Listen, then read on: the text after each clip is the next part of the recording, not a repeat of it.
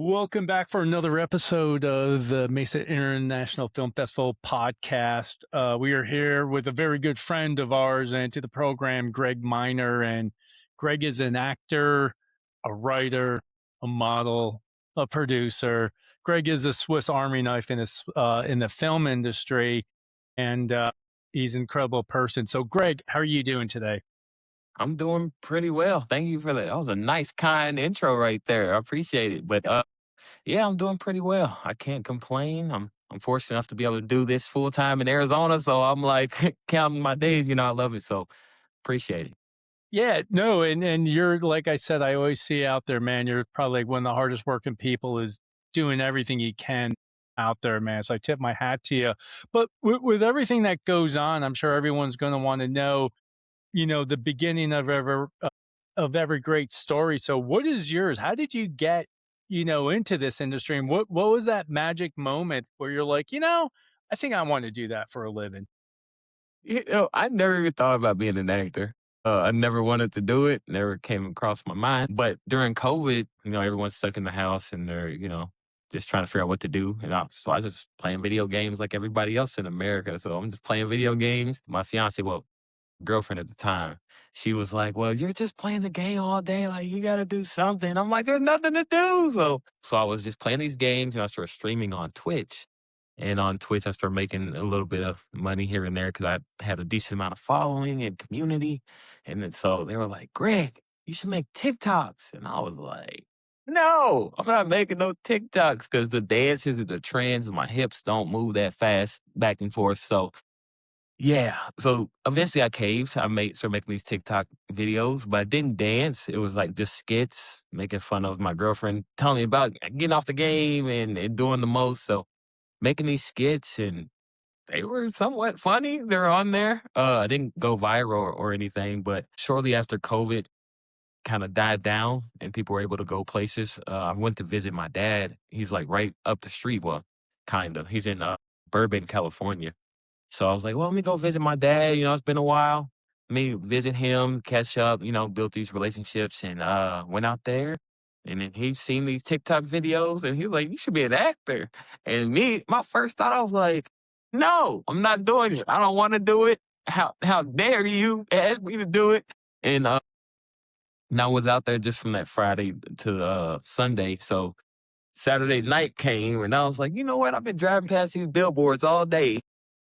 I wanna try this acting thing. And then he's like, "Are you sure?" I'm like, "Yeah." So then he introduced me to a few of his actor friends out there in LA, and a lot of them were actually on TV and have network shows on, Netflix and all this stuff.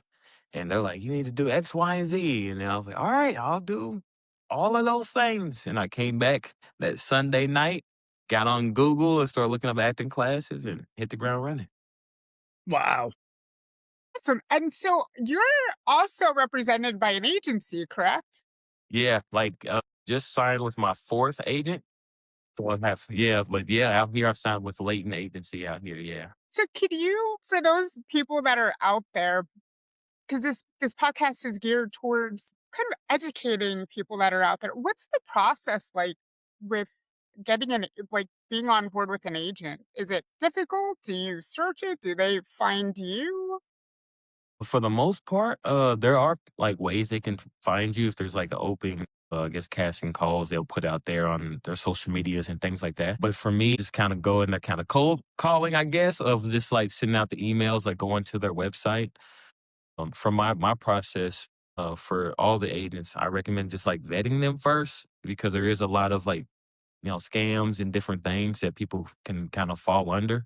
So definitely one of the major resources is a SAG website. If you go to like the SAG website, then it'll go down to like the list of agents and managers. And then from there, you can see every single one that's like been vetted and taken care of in your state. And then, yeah, then that way you kind of weed out the, the junk. So Greg, let me ask you this. So you're you're in Burbank, you come home, you go to Google, you start taking acting classes. When was it that you got your first audition, and what was that like? Because I believe you made your first short 2 years ago in 24. So what was that like going from playing video games to doing Yeah, Twitch, to, like, seeing that, and next thing you know, like, you're hustling like everybody else. What was that like? yeah.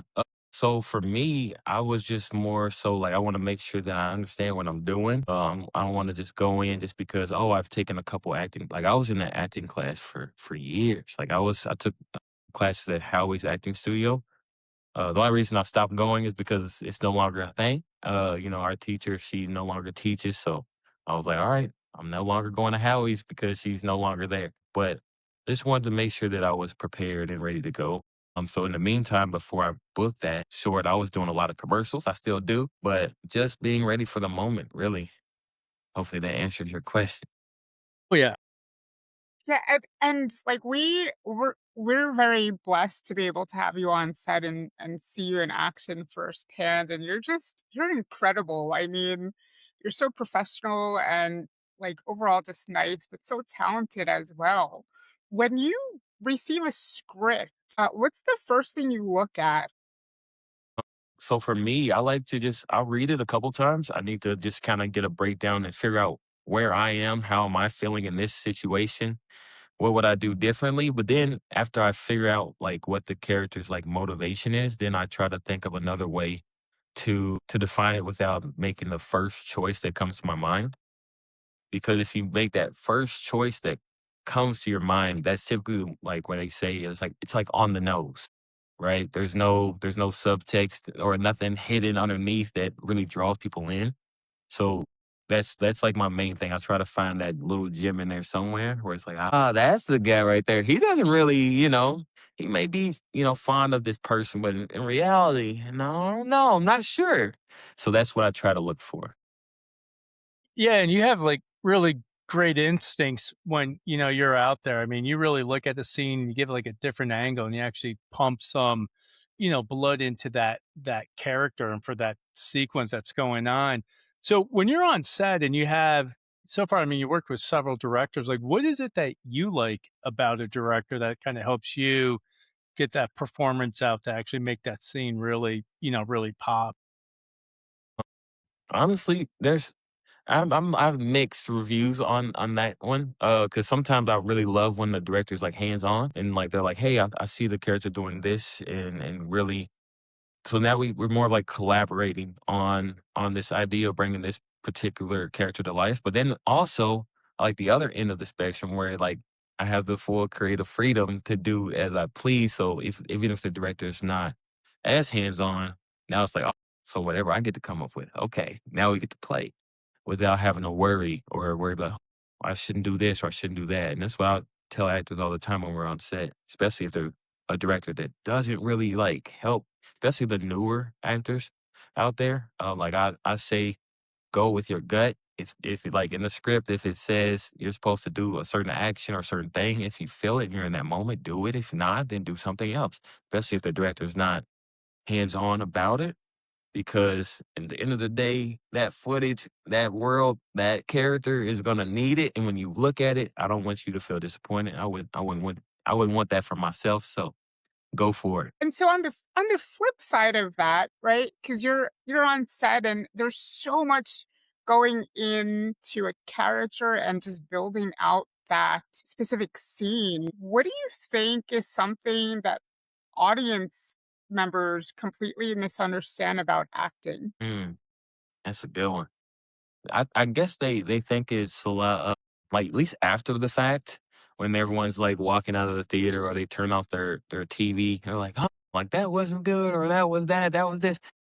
It was a lot for that person to do what they did. So like regardless, for all the actors watching, take it with a grain of salt. You did a great job at whatever film or whatever project that you put together. Like you put a lot of time and effort into that, and a lot of people may not understand like how long you probably took reading that script, memorizing those lines, performing those actions.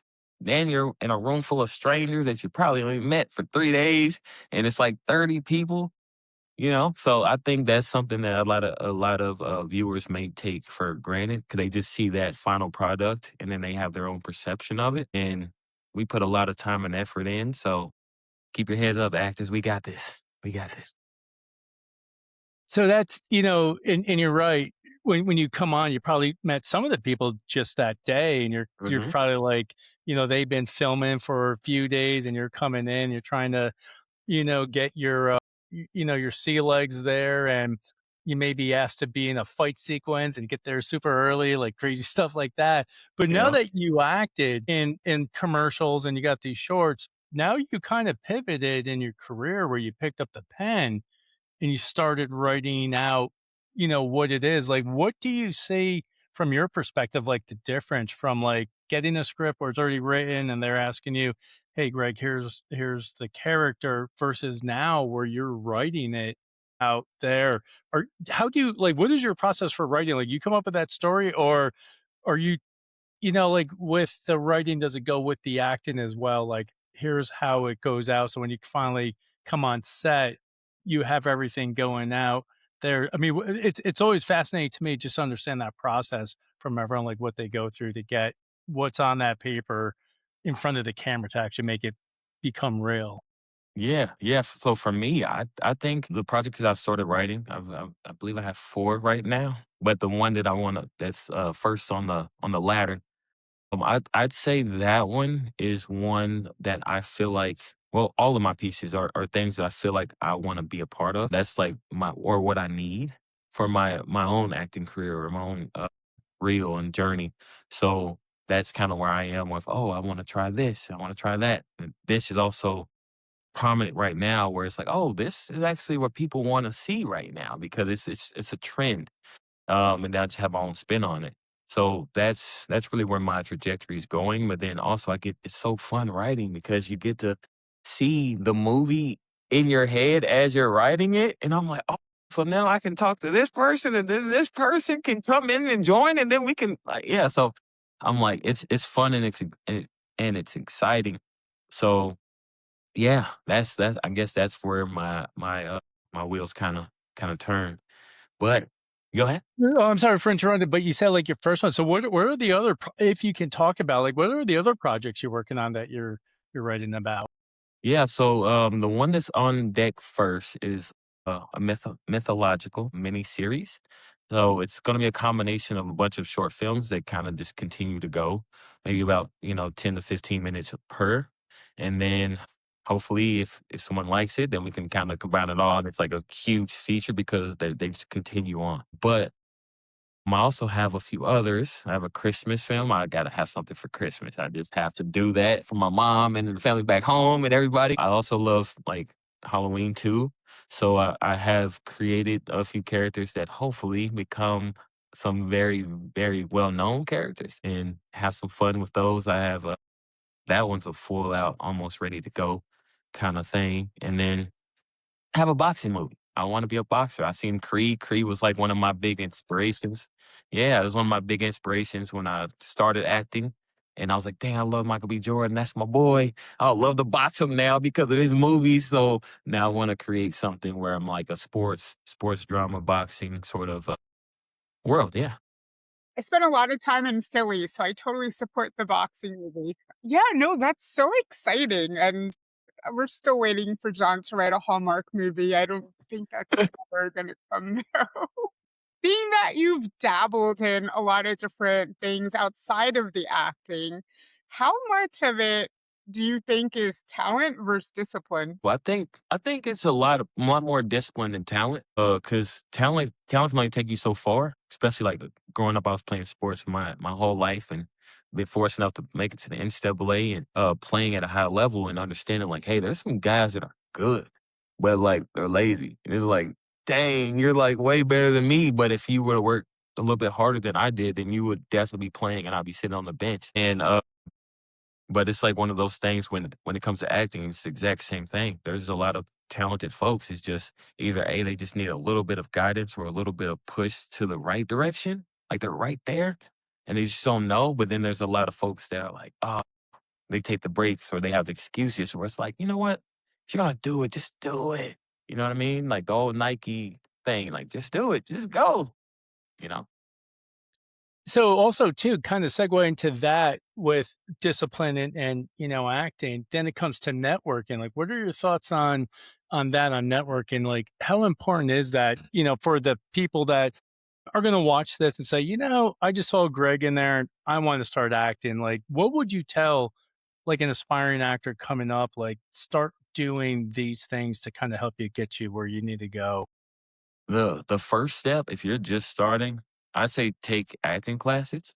Like the networking events and things like that, those are good.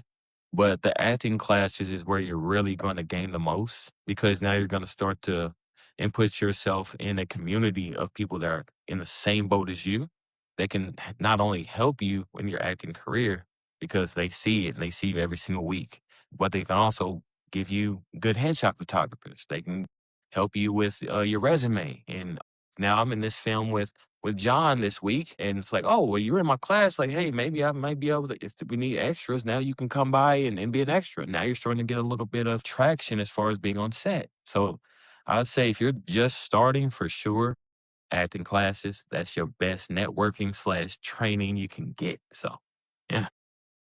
What are your thoughts on like social media, like having a social media presence? Do you think it's important for actors, or do you think like as long as you're on there and your name's out there, it's okay? But it's I'm 50-50 social media. I'm scared of the social media because it's one of those things where people can either fall into the content creator world and or the acting world. They're like two separate things, but people try to bridge them together.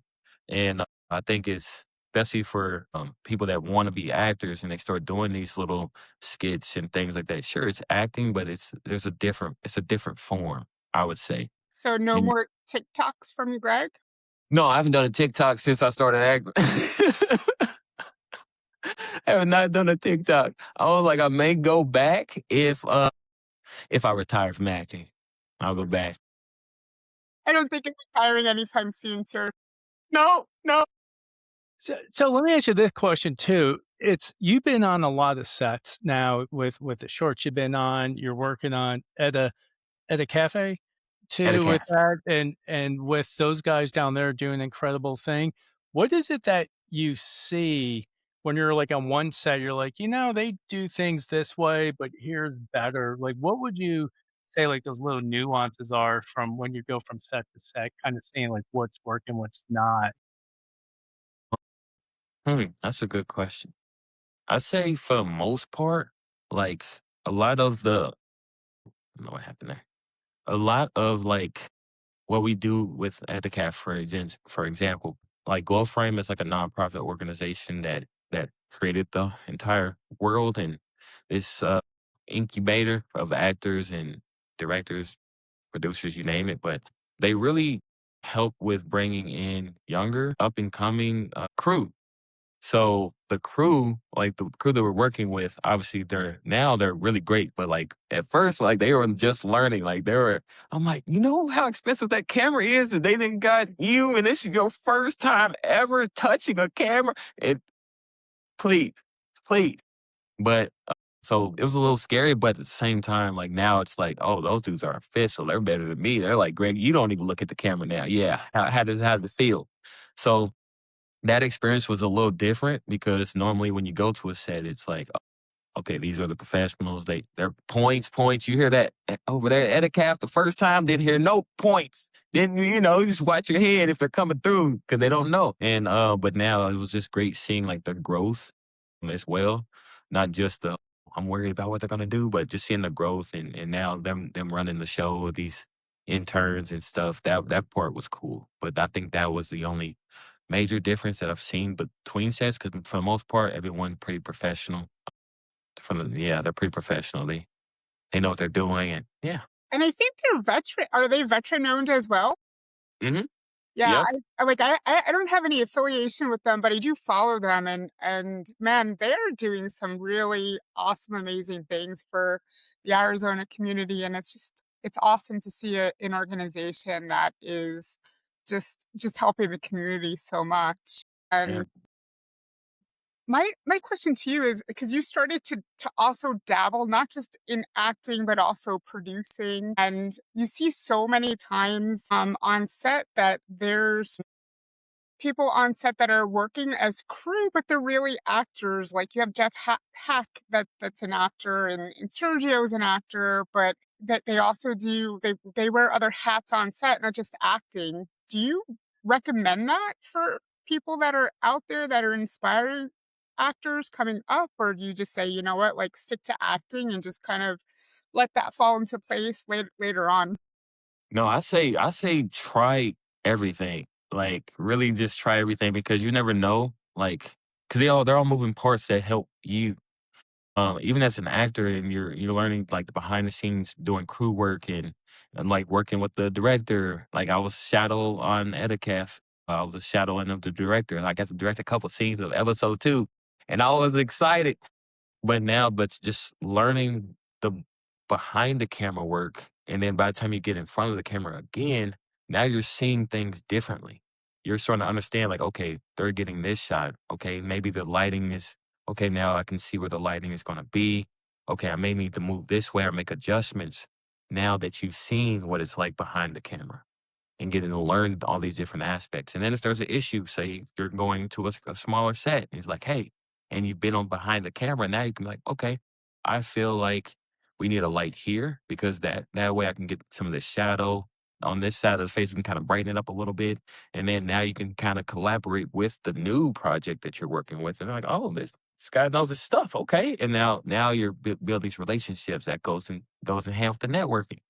So I definitely think it's really beneficial to work on both sides of the camera. Yeah, no, that's as you're talking, I was just thinking it's you now can actually see the both sides as an actor who's like the director saying, "Hey, do this," and you actually see the lights and everything, and now you get to collaborate to bring on that scene to so much better, which is, it's one of those things that's interesting with some sets you go on, it's like, look, they just want you there, do your part and leave. Others with collaborate, you tend to create something special on there. So now do you think now too with that, like you want to get into directing more now or just say, like, what would you say would be your favorite to go be in front of the camera or behind the camera or kind of split it 50-50? I definitely want to stay in front of the camera, but I do want to direct my mythological piece. So that'll be fun. I'll definitely have a few other hands on deck with it, but I definitely want to do some directing on that and see how it turns out because it's like in my head, and I'm watching this movie every day. I'm writing, so and I'm on episode 4 right now of it. So I'm just like, oh, I could see this. Like I see where everything is. I can. So I'm like, huh, I'm right there. So that one I want to direct for sure. Yeah, that sounds like it's gonna be a really fun piece, and the directing is a really big thing, but Mm-hmm. I think it's fun too, and I think you do a great job at it. Thanks. Yeah, my question. So you've been on so many sets, in front of the camera, behind the camera. What what is like one of the most memorable times on set that you have? I'd say my f my one of the most memorable, I would say dang, there's like 3. I have like 3, Go but for it. I would say my very first, I guess, acting job that was like the biggest, it was my first national commercial for Jersey Mike's. That was my not only my favorite because that's my first time speaking on camera, and it was like my first time like being a national commercial. I didn't even know it was gonna be a national commercial, and it allowed me to segue and do this full time. And it was amazing being on set and like, cause I was normally used to being an extra. So I'm like, people are nice to me now. This is different. I'm like, Greg, do you need water? I'm like, I'm really thirsty all of a sudden. So yes, I would love a water. But just feeling those emotions of being, the guy for the first time, that was amazing. So that's why now I treat everybody like they're the guy, set with me. But then my second one would be just a cool one.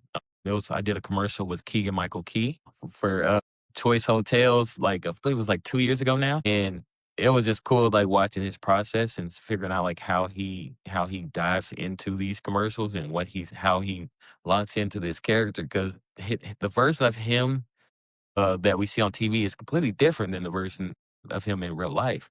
So just seeing that change, I'm like, this dude dude is real deal. Like I want to be like this dude, dang. And so that was definitely one of my moments. And then the last one was, Edicaf. That one, because me and the director, Irock Daniels, me and him met on a previous pilot TV show that we were working on. And like nothing happened with it. Like it just kind of stopped midway of shooting the pilot. And then we ended up working together on this one. And like we actually finished the first pilot. It was a huge success and just feeling like all of like you heard earlier about like the crew and like like these guys don't know what they're doing, but they're also with seasoned vets that are teaching them along the way. So like some of the shots were took a little longer than what we normally would have expected. But like after getting the final product and seeing the growth of not just myself, but all the actors, all the crew, like everyone grew so much just from that first episode. And then we just wrapped episode 2. We're about to start episode 3 next month. And it's just like, whoa, this is crazy. And that was like, I'm like, wow, these people are good. These people are good. So yeah, So if you can share, how many episodes is at the cafe going to be? Do they have I an believe idea? I believe 6. 6 Oh, okay. episodes for the first season, yeah. Each episode, like, 53 minutes or so. Okay. Wow. Okay. So they're pretty long episodes going on. So Yes. before we get to the rapid fire round, what else you got going on that you want to share, let people know, or what's the next projects that you have on your agenda? So, I have 2 things coming up. I'll be looking for cast and crew for my mythological series, but also I'm going to be teaching my first official all by my own acting class. It'll be for commercial auditioning. Because Arizona's a lot of commercial-based stuff, so I wanna just give back as much knowledge as I can and help the next people up. So, yeah, so we can all have fun with some commercials. That Awesome, sounds man.